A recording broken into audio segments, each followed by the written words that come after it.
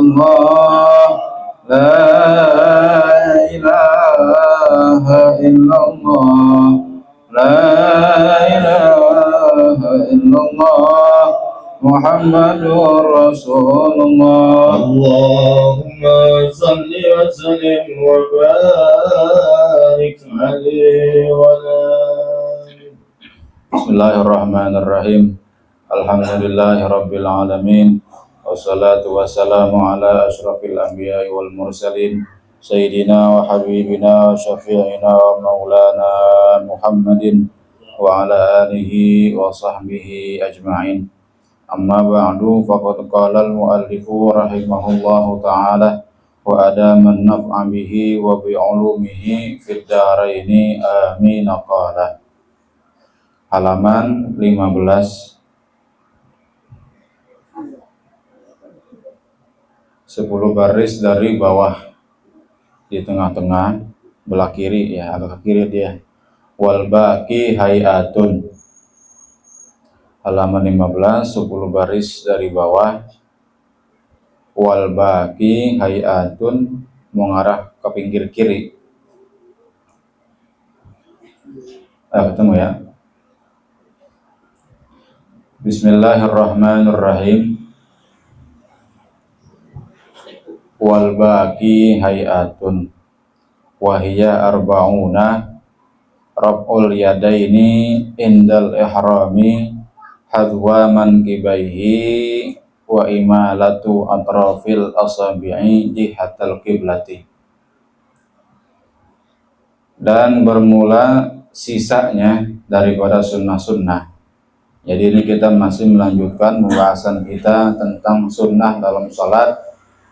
Secara garis besar itu banyak ya, tapi secara garis besarnya, secara jumlah banyak, dibikin ringkesan jadi dua ya, biar gampang maknanya membedakannya. Yang pertama disebut dengan sunnah ab'ad, yang kemarin kita udah bahas, ada 6, dari mulai tasyahud awal, duduknya, salawat kepada Nabi, tasyahud awal, salawat kepada keluarga Nabi, terus tasyahud akhir, kemudian berdiri bagi kunut. Ada 6 sunnah ab'ad yang diganti atau ditambal manakala meninggalkannya dengan sujud sahwi. Sisanya atau bagian yang keduanya ini yang paling banyak, ada 40. Jadi sunnah sebelum sholat banyak, habis sholat juga lagi sholat juga banyak gitu. Karena emang begitulah sunnah. Sebisa mungkin kita kerjain daripada pilihan-pilihan ini. Jumlahnya banyak, minimal ada yang kita kerjain gitu, paling nggak setengahnya. Ada kitab tuh namanya 100 sunnah dalam sholat dan luar sholat. Itu ulama bikin sunnah-sunnah sholat apa aja dibikin 100 lebih, itu dikumpulin sama ulama, bayangin aja itu dikumpulin. Saya lupa atau apa nama kitab itu, ada tuh pokoknya saya berangkat gitu, judulnya adalah 100 lebih sunnah daripada sebelum sholat dan ketika sholat, kurang lebih 100 lebih, mau hampir 200. Itu begitu banyak jadinya, ada banyak.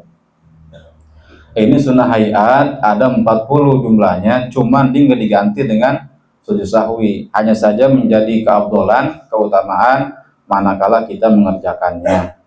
Apa yang pertama? Raf'ul yadaini indal ihrami hazwa mankibaihi, yaitu mengangkat kedua tangan ketika takbiratul ihram hazwa mankibaihi, berhadapan dengan dua pundaknya. Ini kalimat berhadapan dua pundaknya itu ada dua tafsiran. Yang pertama, ada yang mengatakan atau menafsirkan yang dibilang sejajar itu adalah sejajar pada bagian depannya, berarti dia nggak sampai kuping, tapi yang penting ujung jarinya sejajar sama pundak bagian atas. Tafsiran pertama ada bilang begitu. Tafsiran kedua, ada yang dibilang sejajar itu bagian atasnya, berarti dia melebihi daripada pundak, sejajar sama kuping gitu. Jadi ada dua penafsiran tuh. Ada yang mengatakan dibilang sejajar dengan dua pundak itu adalah bagian depannya, artinya ujung jari-jari sejajar dengan ujung pundak atasnya, sejajar dia. Jadi kayak orang nekuk gitu mah ya. Jadi kalau takbir ke nekuk, iya begitu. Kalau gini jangan juga disalahin nih, karena ada yang bilang begini penafsirannya. Yang kedua, yang banyak ya, yang banyak kita lihat prakteknya, bahkan kita juga praktekin, adalah yang dikatakan sejajar adalah melebihi daripada dua pundak. Berarti dia sejajar pada bagian atas. Gitu. Jadi dua telapak tangannya sejajar dengan dua pundak, tapi pada bagian atasnya. Gitu. Kalau yang ini berarti tafsirannya dia sejajar dengan dua pundak dan kupingnya, jempolnya kena sejajar dengan kuping, telapak tangannya dengan dua pundaknya, disebut mankibaihi. Itu yang pertama. Apalagi wa imalatu atrafil asabi'i jihatal kiblati, dan mengarahkan, meluruskan, jangan dibengkokin sisi-sisi jari-jarinya ke arah kiblat. Jadi jangan begini, ini garang mau nyakar, tapi ditegakin, dilurusin supaya jari-jari yang 5 jari kita ini ngarah ke kiblat dan bersalat sono ya.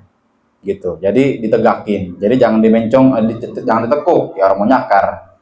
Ya, jadi begitu supaya mengenai sisi-sisi jarinya, jari jarinya yang bagian dalam ngarahnya kepada arah kiblat. Nanti juga sama ini pada sujud. Ya, sujud itu kita disunahkan jangan gini, sama lagi kayak orang mau nyakar, tapi dilurusin supaya ujung marinya nih arahnya ke kiblat, gitu, ke arah kiblat. Apalagi watafriju bainal asabi'i, dan merenggangkan di antara jari-jari tangannya, direnggangin ya. Ini sunnah aja, sekalipun kita mau rapatin juga nggak apa-apa ya, mau begini kek ya, tapi sunnahnya begini direnggangin, tapi kalau begini nggak apa-apa juga gitu. Jadi dua cara, yang sunnahnya itu direnggangin, jangan dirapetin ketika takbiratul ihram.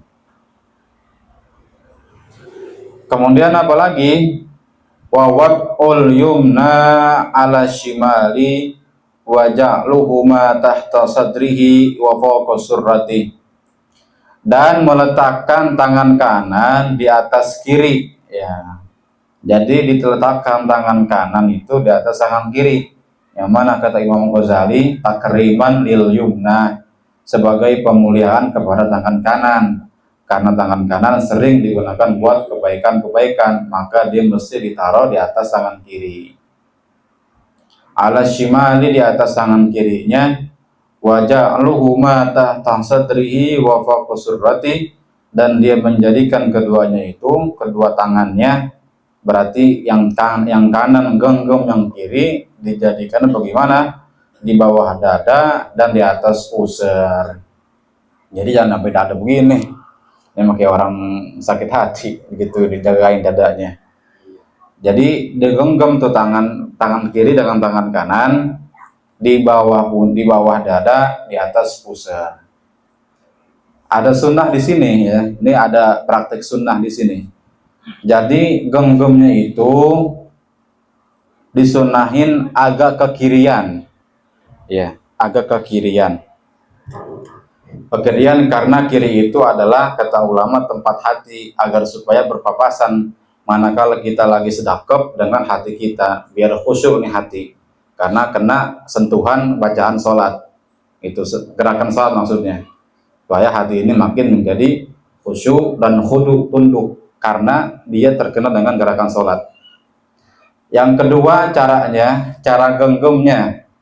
Ini saya diajarin ya, saya pernah diajarin sama guru kita ya, Haji Muhammad Yusuf, lagi ngaji diajarin. Mungkin yang ini juga yang Toto pernah ngasih juga kali, guru ngajarin begini. Jadi diajarinnya sedekapnya bukan pakai 5 jari, bukan begini. Kata beliau, saya ingat tuh, kalau sedekap yang 2 jari aja, telunjuk sama tengah yang genggam, yang ada di lengan bawah. Ibu-ibu mungkin bisa dibayangin nih ya. Kan kita punya 5 jari ini. Kalau sedekap kan kadang-kadang kita 5 semua, diginiin. 5-5-nya ikut genggam. Kata beliau, jangan semuanya 5. 2 aja yang di lengan bawah, yang genggam atas jempol, bagian bawah jari manis sama kelingking. Jadi begini, yang 2-nya yang ditonjolin. Begini nih jadinya. Ibu-ibu ini aja ya, dibayangin gitu ya. Jadi 2 jari telunjuk dan tengah yang ada di lengan bawah di mari. Yang genggam bagian atas jempol, yang genggam bagian bawah manis sama kelingking. Begitu, itu kata guru. Alhamdulillah begitu kata guru ini saya amalin, saya begitu dah tuh sedap guru ngomong itu saya begitu tuh apa sedekapnya. Dulu nggak begitu, gini aja biasa. Begitu guru ngomong begitu, katanya caranya saya amalin begitu, saya pakai. Nggak lama saya buka, ketemu gitu ya. Tiba-tiba ketemu aja gitu di kitab Ihya Ulumuddin Imam Ghazali. Dan ternyata itu caranya diajarin sama Imam Ghazali ya. Jadi itu yang cara tadi itu begitu, dua tengah amat telunjuk sama tengah yang ditonjolin di lengan bawah sini, yang atas jempol genggam, yang bawah manis sama kelingking. Itu caranya, kaifiatnya diajarin sama Imam Al-Ghazali dalam kitab Ihya Ulumuddin. Gitu. Jadi itu sunnahnya. Ini cara aja praktek gitu. Praktek ya, prakteknya begitu. Kita genggam ya karena saya begitu mau belajarin begitu mau guru ya saya pakai begitu. Jadi kalau bisa begitu caranya tuh.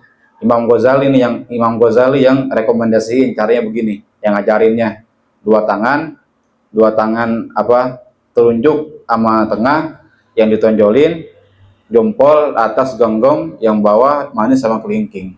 Nggak lama lagi saya lihat di YouTube video guru sekumpul Kalimantan, begitu juga ngajarinnya. Wah berarti saya dapat dua nih, dapat dua apa namanya pendukung dari guru, yang kedua dari kitab Ihya Ulumuddin Imam Ghazali. Itu sunnahnya begitu. Nah, yang namanya genggamnya di samping kita agak ke kiri itu, agak ke kiri ini arahnya tangan kita ke arah hati belah kiri dikit aja, nggak usah banyak-banyak. Gini mengsong ntar bisa sembahyang. Iya, kelebihan. Jadi setengahnya aja dikit aja ke kiri gitu. Kan pusar nih, ya berapa senti gitu geser ke dikit ke kiri. Yang kedua cara genggamnya adalah dengan dua tangan ini aja yang digenggam. Begitu. Nah, itu kurang lebih caranya begitu yang ulama apa namanya ajarin, Imam Ghazali ajarin.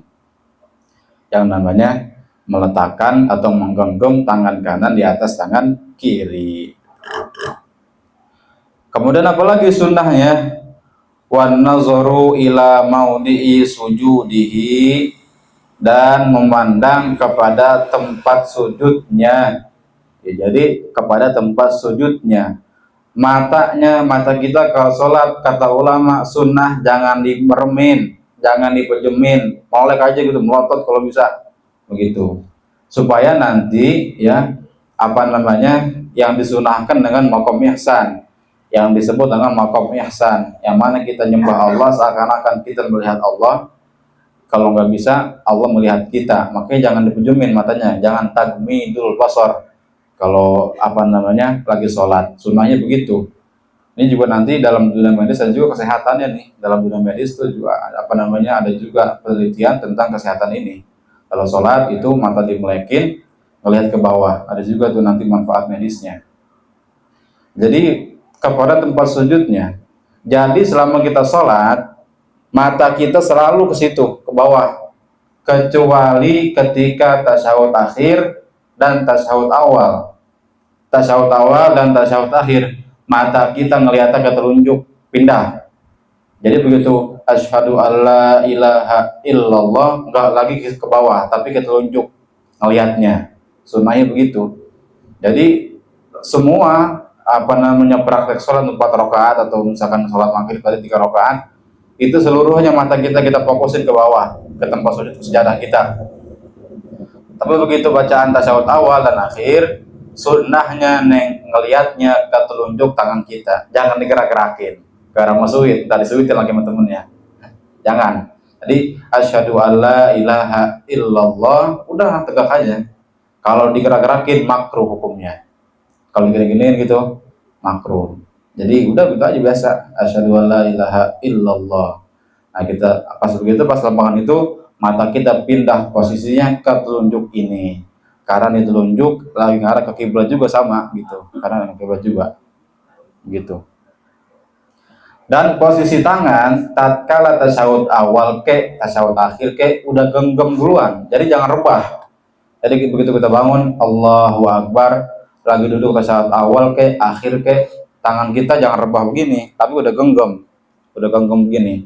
Genggamnya seperti posisi ukuran nomor 53, 5 ini 5-nya begini, angka 5-nya bulutan ini, 3-nya begini. Tuh, keterangan ulama begitu. Jadi udah digenggam. Genggam begini, genggamnya. Jangan begini juga. Ini kan misalkan gini. Enggak begini tapi begini posisinya. Jadi begitu ngangkat langsung enak aja. Kalau begini kan ribet kayak begitu. Jadi udah asyhadu alla ilaha illallah, tinggal doang, mindahin doang. Begitu. Jadi pas genggam posisi tangan kita seperti bentuk angka 53 ukuran nih apa namanya Arab. 53. 5-nya begini nih, bulatnya begini, 5-nya pada bolongan ini, 3-nya yang depan. Kan 3 tuh. Jadi 53, 5 3. Jadi begitu Allahu Akbar, pas bangun tasyahud awal tasyahud akhir tangan udah dikepal, jangan direbahin jangan direbahin, seneng begitu. Karena supaya ancang-ancang begitu asyhadu alla ilaha illallah udah gampang aja, tinggal lanjut doang. Nah, itu jadi wan nazaru ila maudhi'i sujudihi. Apalagi wal istiftahu, baca doa iftitah ya, Allahu Akbar kabira alhamdulillahi katsiran bihabisah. Kemudian wa ta'awuzu, baca ta'awuz ya tatkala pengen baca Al-Fatihah. Tapi sir, jangan kenceng. A'udzubillahi minasyaitonir rajim. Bismillahirrahmanirrahim. Jadi imam gitu misalkan. Jadi ta'awuznya sir, yang jaharnya bismillahnya. A'udzubillahi minasyaitonir rajim. Bismillahirrahmanirrahim gitu. Jadi ta'awuznya dibacanya pelan, tapi yang bismillahnya yang bagian Fatihah baru dijaharin, dikencengin.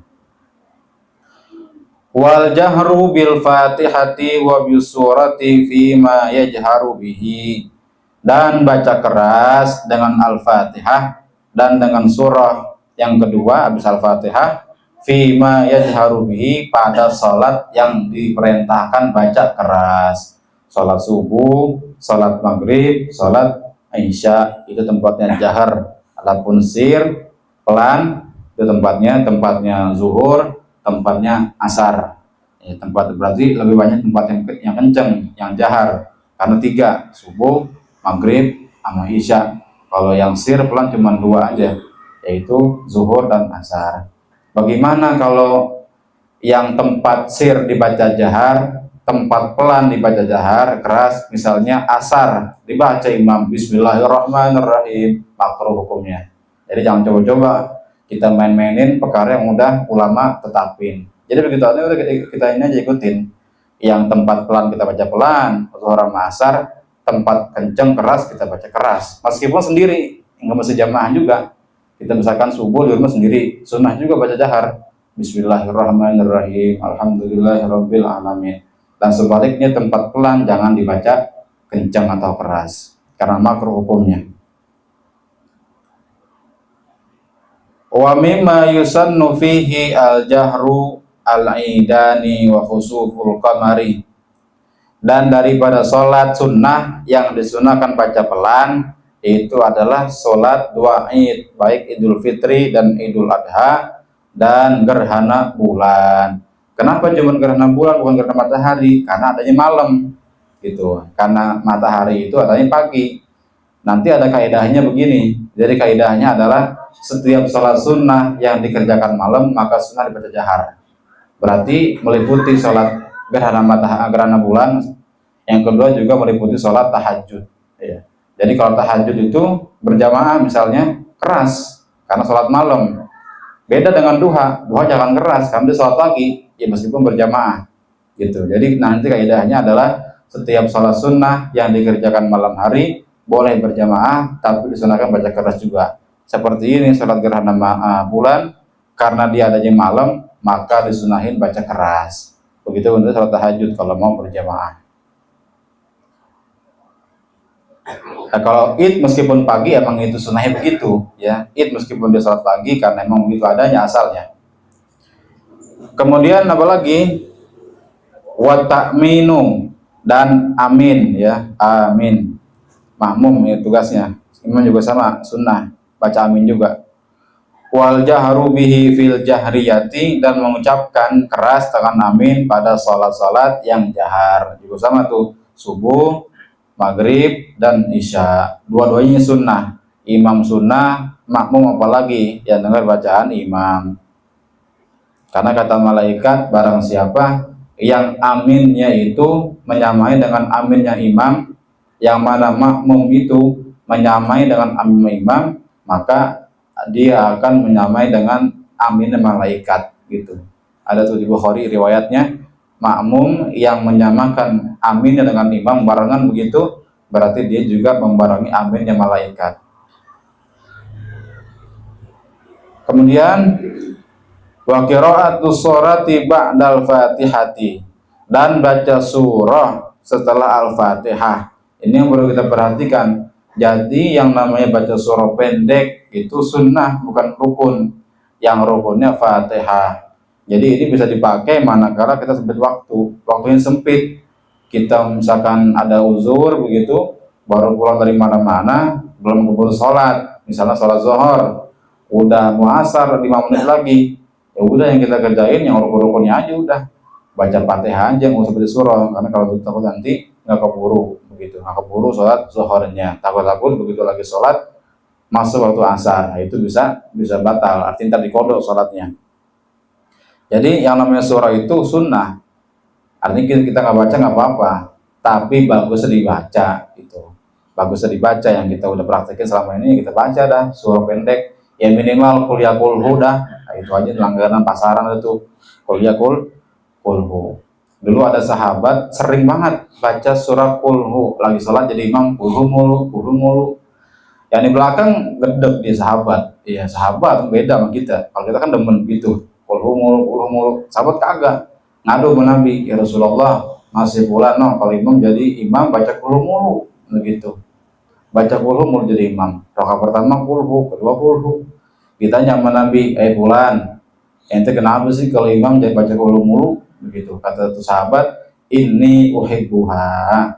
Sesungguhnya sesungguhnya saya mencintainya. Kenapa ente mencintai surat qul hu al-ikhlas? Li'annahu sifatur rahman, karena dalam al-ikhlas itu qul hu itu semuanya membicarakan tentang sifat Allah.